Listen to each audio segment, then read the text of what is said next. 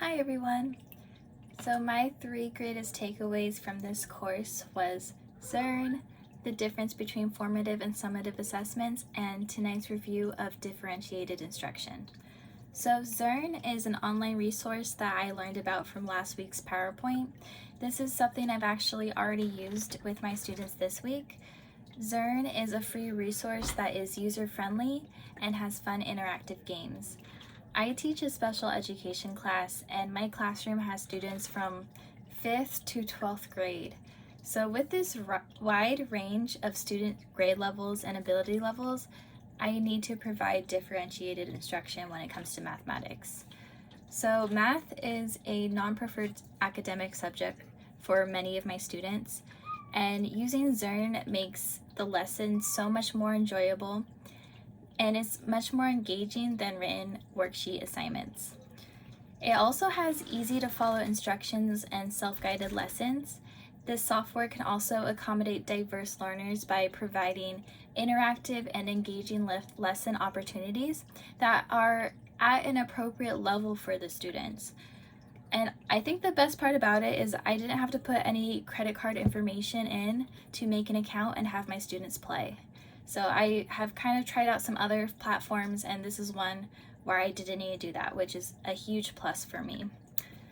Also, for my second point, formative and summative assessments. This is something I kind of would sometimes get mixed up about, but the main difference between formative and summative assessments is that formative assessments monitor student learning as it is happening, and then summative assessments evaluate the student learning as a whole. Formative assessments tend to be low stakes for the student, and it can be as simple as doing a quick check-in for understanding. So I like to do a thumbs up, thumbs down, or sideways thumb for a quick check for understanding. You can also use pop quizzes or exit tickets. On the other hand, we have summative assessments, which are high stakes and evaluate the student's overall understanding of the curriculum. So this would involve end of unit exams, standardized tests, presentations, interviews, that kind of thing. But, both formative and summative assessments should be implemented in the classroom so the teacher can develop a strong educational profile for their students and ensure that all of their educational needs are being met. For my last point, I have differentiated instruction. This is something that we talked about tonight in our Zoom class. Differentiated instruction is tailoring the lesson to meet the needs of each student's individual interests, strengths, and academic needs. So students are given choices and flexibility in their learning environment, and we take into consideration how they learn, and it results in a more meaningful and personalized education for the student. So differentiation doesn't mean individual.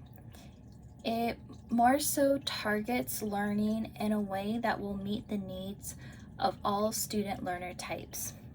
So a couple examples of that would be having learning stations where students have different ways to be exposed to the same type of material. You can use task cards.